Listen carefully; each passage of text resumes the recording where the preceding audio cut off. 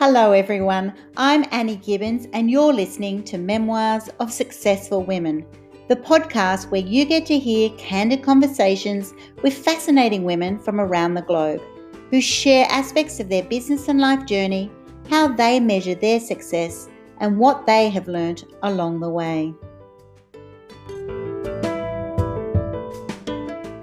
So I'm here today with the amazing Julie Hyne. Welcome, Julie. Thank you, Annie. It's a pleasure to be with you.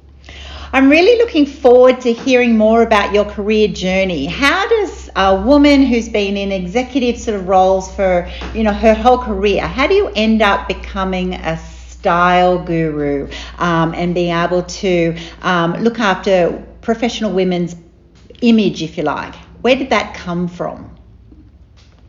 Well, that came from a time in my life when I was working in the corporate sector and, meeting amazing KPIs and everything in a big blue chip international organisation and fell pregnant. And so I took maternity leave and thought, well, this will be fine. I'll just take maternity leave and I'll go back into the same role that I was in before, which was pulling together multinational, deals all over the world.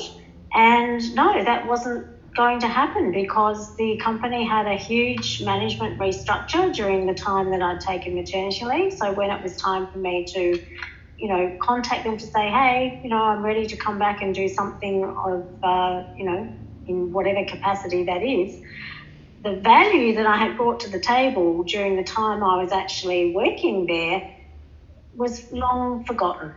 It wasn't significant enough for them at that time, I guess, and I'm going back into the 80s now. Yep.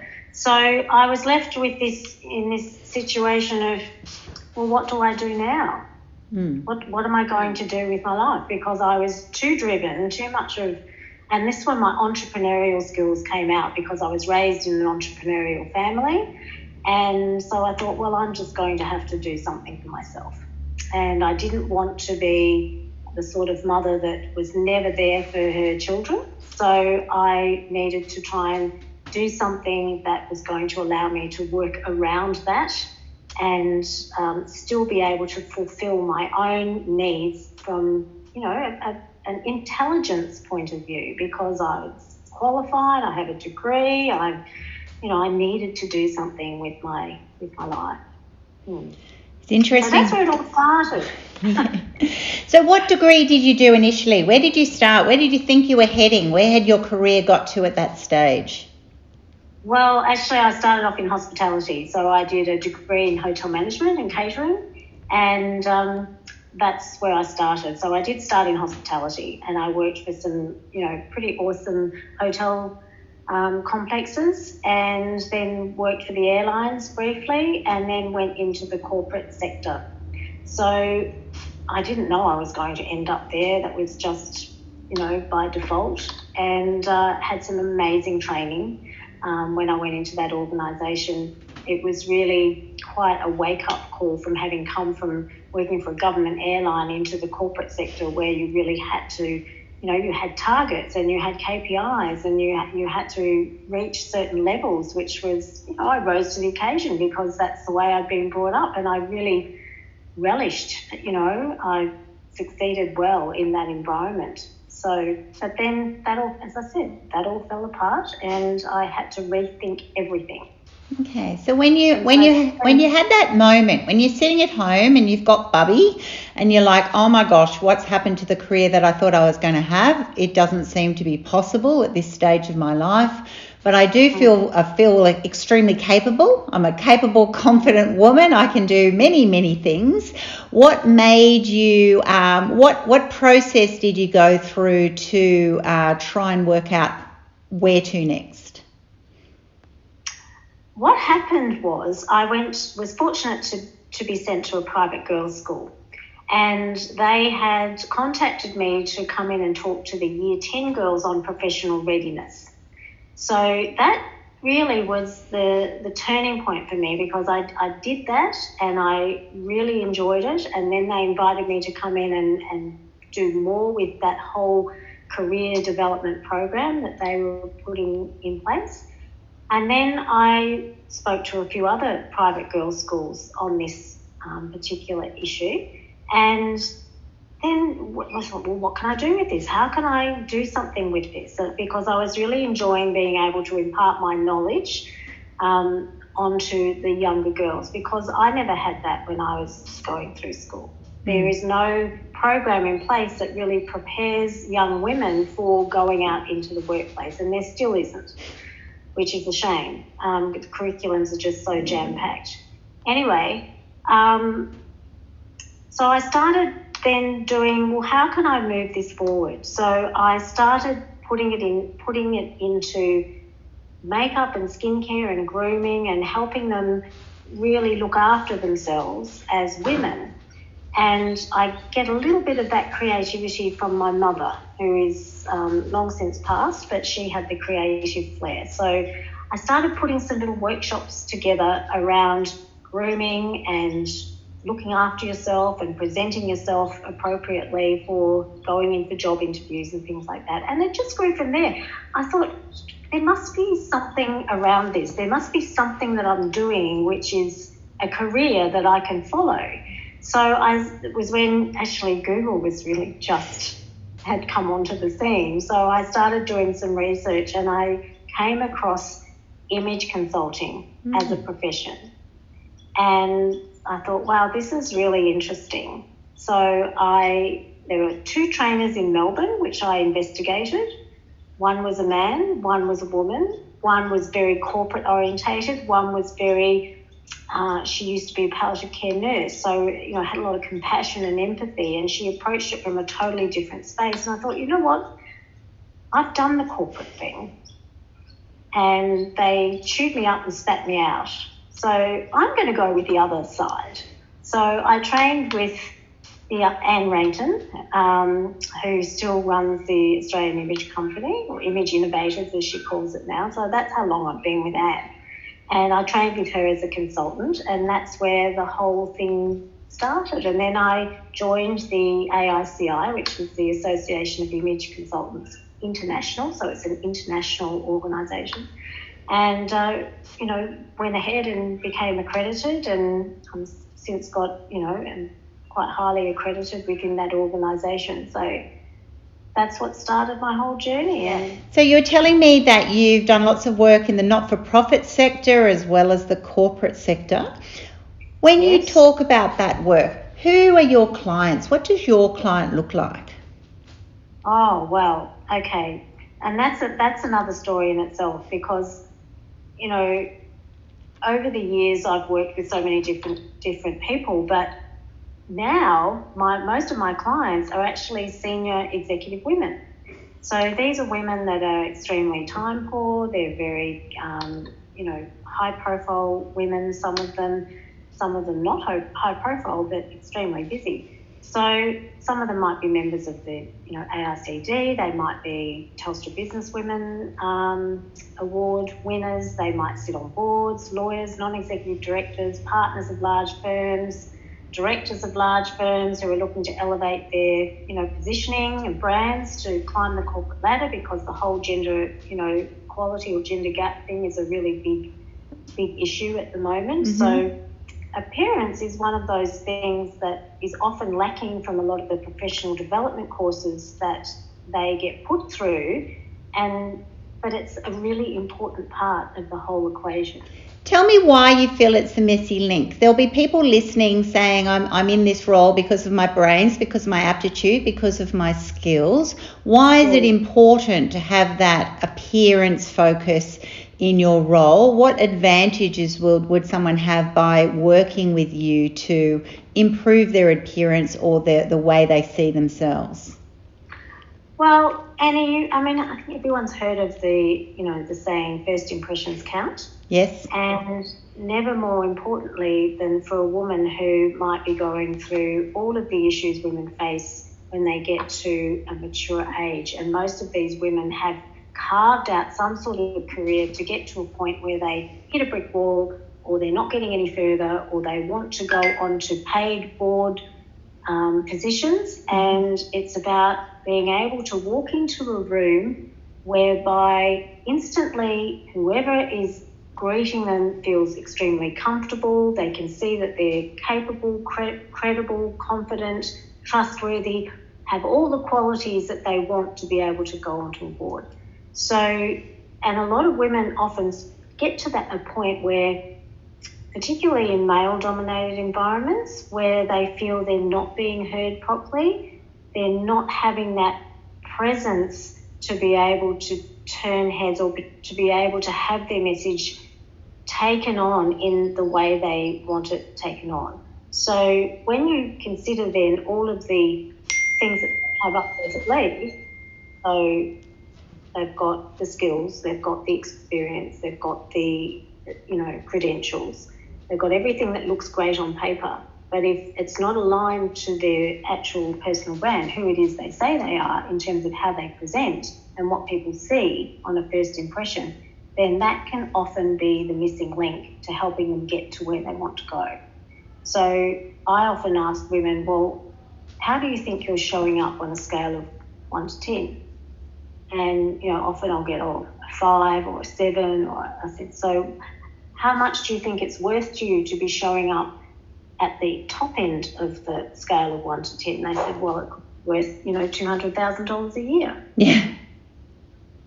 So that's a pretty good reason, isn't it? Exactly. To do something about your appearance. And sometimes it's just about tweaking things or taking things up a notch, but it's about having an expert eye go through everything with them, go through their current wardrobe to remove the things that are no longer serving them, that are really not showing people that they are worthy of that next step. Because unfortunately, we do judge people in how they present. Mm. And it's our social conditioning. We do it without even thinking. What is the focus difference between the wardrobe or the confidence? A lot of what you've just shared with me is about building up confidence. It's being walking into a room and having a presence. It's actually the engagement so that people would notice them and that they almost like you pause at the right moments, you gain attention at the right moments, you look in a certain way. Is it that, or is it also the wardrobe? It's obviously all the package. How do you break up different aspects? It's the package, and I guess it's a woman feels her most confident when she knows everything is working in her favour. If she's second guessing herself at all about what she's wearing, whether she looks the part, whether she looks too old, too frumpy, too boring, whether she's wearing something which is uncomfortable that makes her feel distracted, then her message is going to be diluted.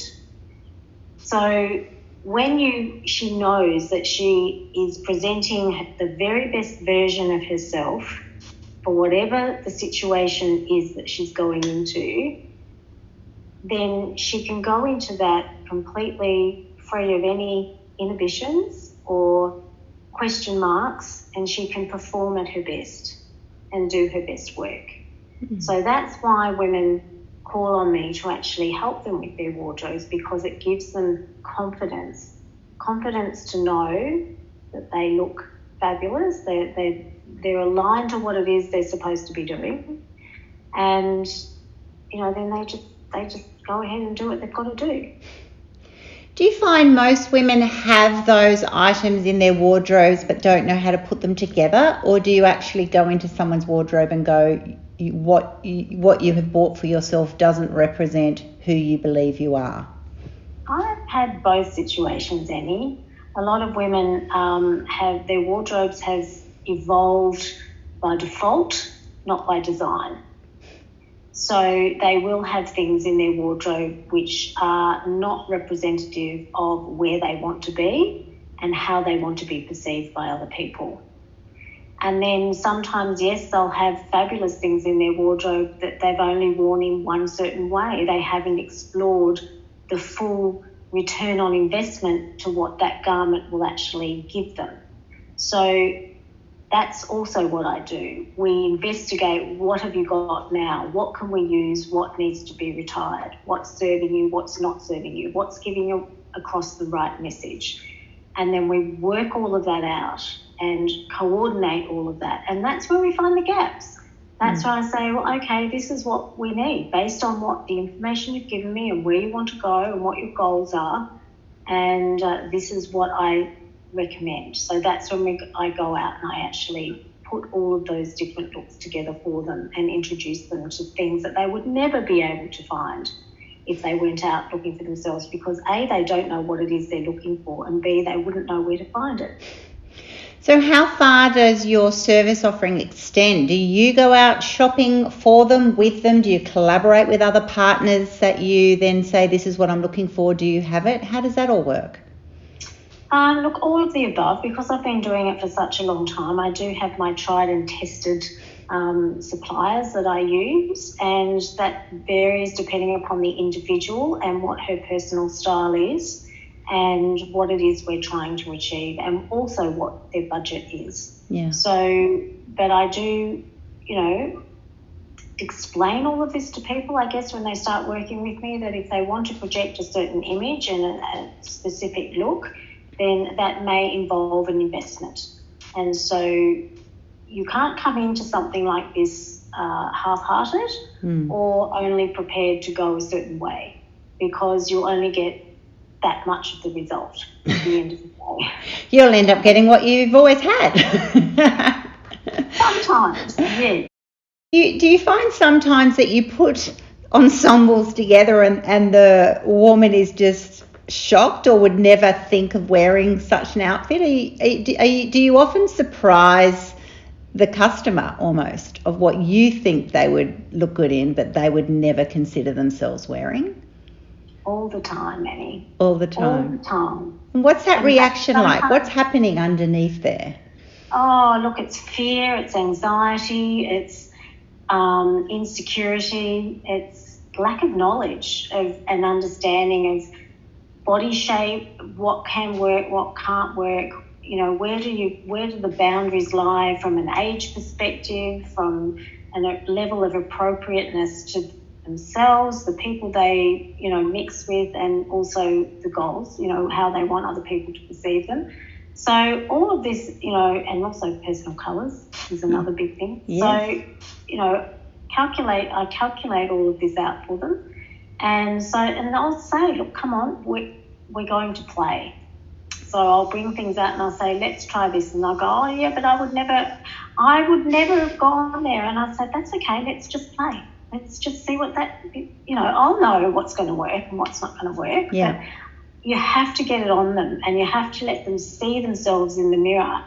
And then you start to see the whole body language change and the posture change. And, that's when I start to see the magic happening. And but if I don't like it, if they put it on and I don't like it, I'll say, right, get it off. It's not working. Honest, brutal truth. What's the uncomfortableness? So is it because some things accentuate parts of their body that they previously have hidden? They're not feeling as they weren't previously comfortable? Is it just in the corporate 9 to 5 time that they've got certain outfits, but then others are obviously going to industry meetings, professional meetings, after hours affairs? There's a variety of wardrobe required. Look, one of the biggest challenges for women is what do I wear to this event? Yes. How do I do the business casual thing? How do I take my, beautiful suit that if they wear a suit to work, how do I do this? How do I dress down for more social engagement? They really struggle, and we have so much at our fingertips, so much choice when a woman goes shopping that she's totally overwhelmed, and it's frustrating and it's highly emotional, and that a woman always wants to look good, and I believe a woman would always like to look her best. But if she doesn't have the knowledge and she feels uncomfortable in something because in her eyes it's accentuating a certain part of her body that she doesn't particularly like, and that's in her mind.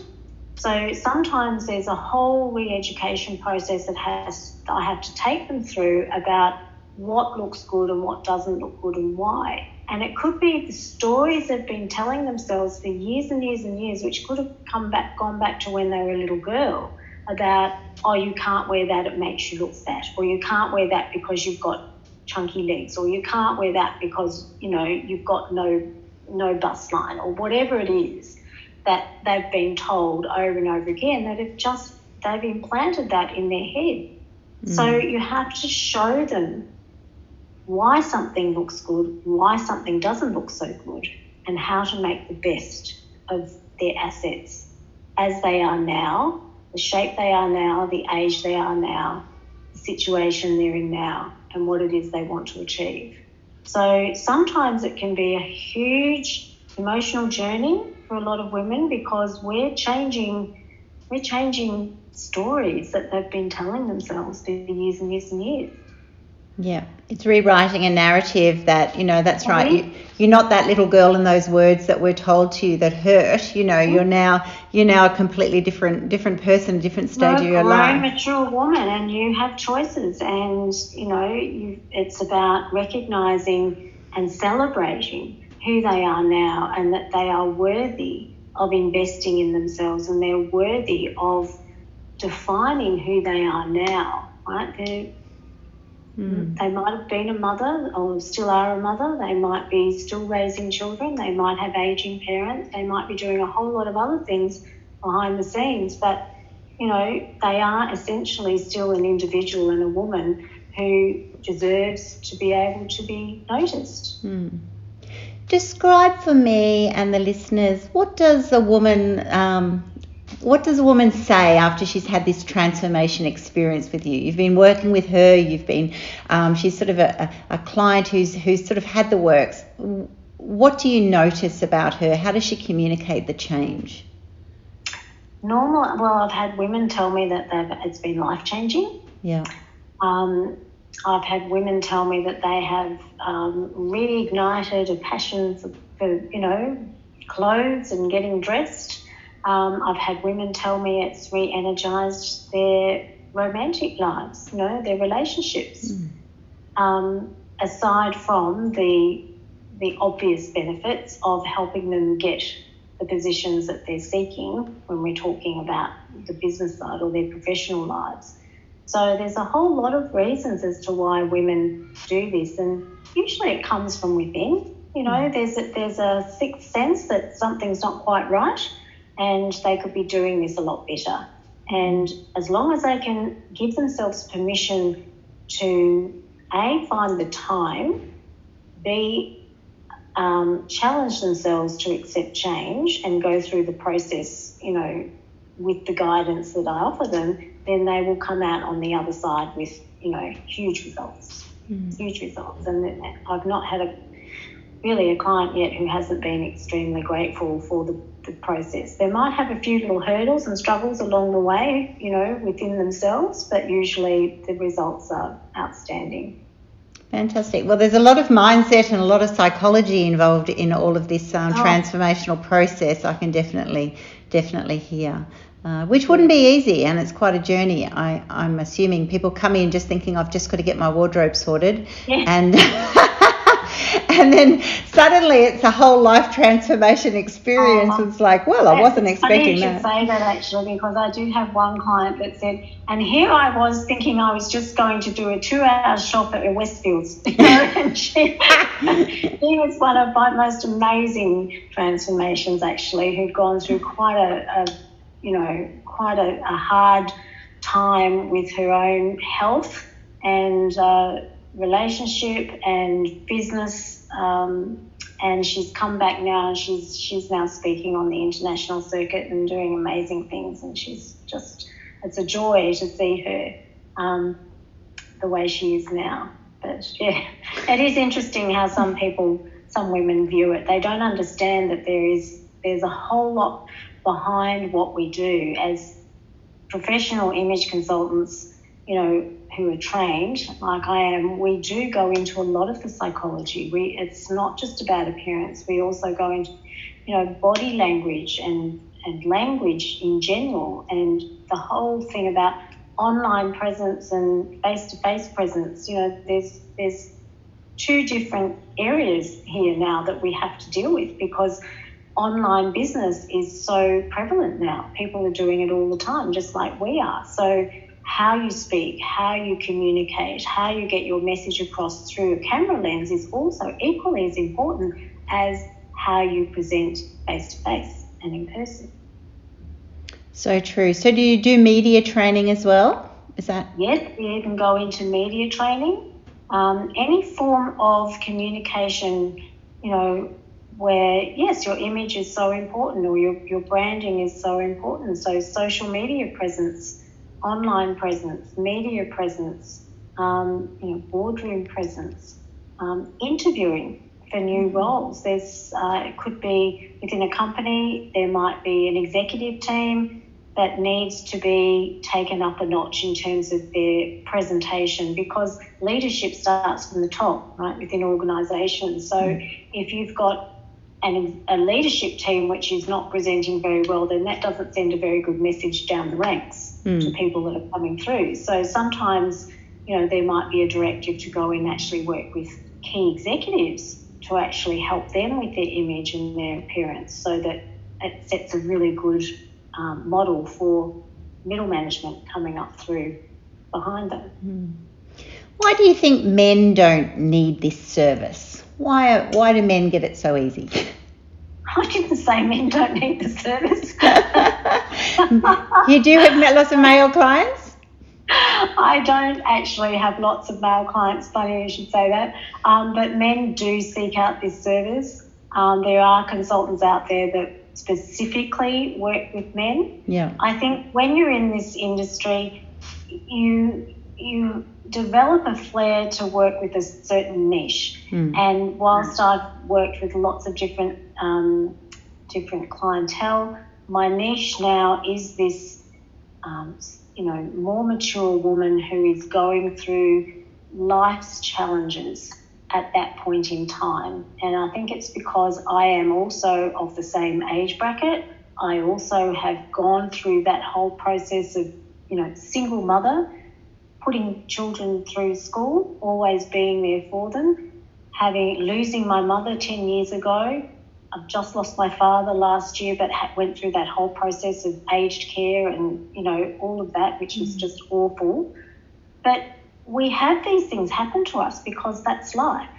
And so when a woman's going through all of these issues, but she inwardly knows that, she wants to do better for herself, it's so nice for them to be able to talk to someone who gets it and understands and has been down that path themselves.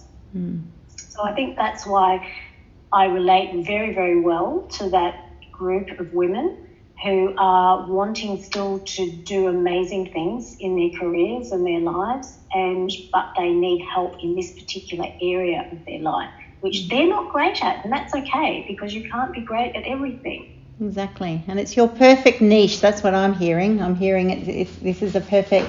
I must admit, when you were sitting there thinking, what's the future for you? It sounds like you've created the dream future of using your skills and your passion in an area that you are deeply committed to and suited to with your background.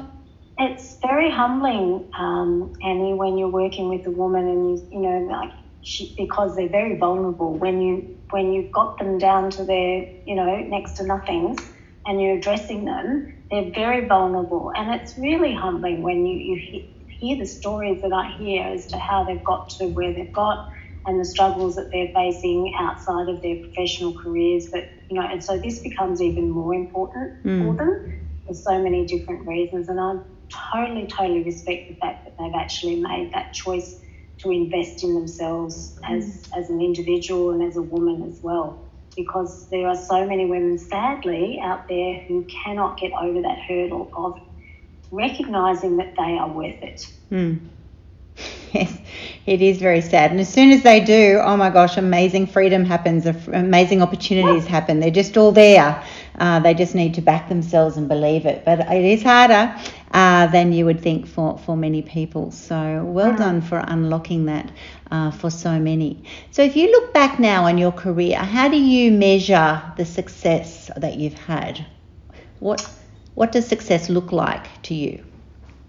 I read that question and I thought, oh, this is really hard because I never put myself out there as being, the reason why people are successful. I like to see them come through the other side and do amazing things. I love it when they come back to me and, they keep coming back. So they keep coming into my events that I have all over Australia, showcasing different designer garments and collections, and they love it and some of them even say, I just wouldn't dream of going shopping without you being here now. Wow. Because they know that they've made so many mistakes in the past. They know they're getting the right advice and they know they're walking out of there having made decisions which are going to serve them moving forward. And that to me is the biggest compliment, that they come back because they trust the advice they've been given. They know it's worked for them. It's given them the confidence and that they are looking for, and they love it. And that's the biggest, I guess that's the best way I can measure my success. And also that women still reach out to me, and I have some amazing conversations with women, and they share with me, and we can have very easy conversations because there's a lot of rapport that's built and there's trust within those first few moments of, oh yeah, well, Julie gets this. She knows where I'm coming from. So they might have the brick walls up at first, but they pretty soon come down, and then we start to get into the nitty-gritty of what's going on. And I think that to me is probably a great measure of where I'm at in my business. What are the biggest learnings for you as an entrepreneur, you personally, on your entrepreneurial journey, to be able to start this business from scratch, to learn, continue, obviously you've done a lot of continued education in this space, to really create this as your niche, to claim it. What has been your biggest learnings? Look, I think some of the biggest learnings was to back yourself, to invest in yourself, think that you're worthy, but also I think it's staying really focused, Annie. It's being organised and allowing yourself time to be outside of the business as well. When you work from home, it's very easy to be distracted, and so you have to have clear and real plans in place and be able to follow that and have something that you can always refer back to. But it's also having a really good team of people around you and that you can be accountable to. If you say you're going to do something, that someone's going to hold you accountable for having done that. And always keep yourself upskilled, obviously, in your craft, because that's really important, because you've got to come across as being current and, have your knowledge up to date and know what's happening out there in the environment that you specialise in. Absolutely. You've got to be ahead of the game. Do you find your clients then check out what you're wearing? Are you on show 24/7? You must be. I'm always on show. I went to the supermarket a few weeks ago. It was late on a Friday night or something, and I was very casually dressed because, and I bumped into a girl that I hadn't seen for ages who was working at Woolies, and she looked at me, she said, "Oh my God, Julie Hyne," she said, "do you ever not look good?" Well, I wouldn't exactly say this is looking great, but, I never walk out of the house without my lipstick on, Annie. I can tell you that. I imagine you would not. Fantastic. So how can people find you, Julie? People who might be interested in your services, how can they find you? Well, I'm very active on LinkedIn and post regularly there, so that they can find me on LinkedIn, connect with me there. I do have my website, juliehyne.com. They'll find me on that. But LinkedIn is probably where, if they really want to watch what I'm writing about, comment on my posts, reach out to me, connect with me, start conversations with me, that's probably that's a really good forum for women to be able to check out other people and start relationships. It's a brilliant forum, and that's it, isn't it?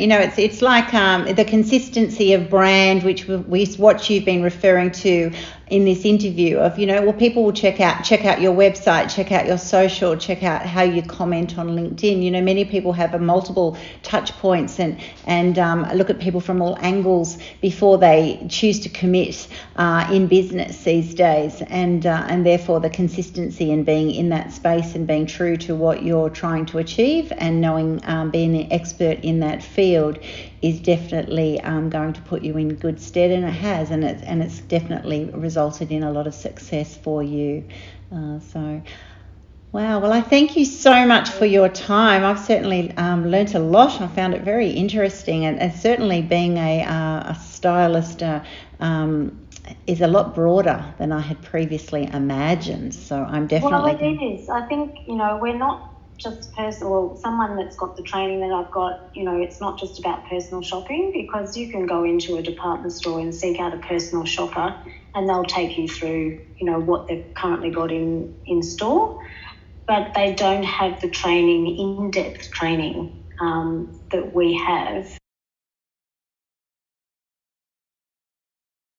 and that we take very, very seriously. Terrific. Well, thank you so much. I really enjoyed our interview, and I wish you all the best of success in the future. Thank you, Annie. Thank you very much.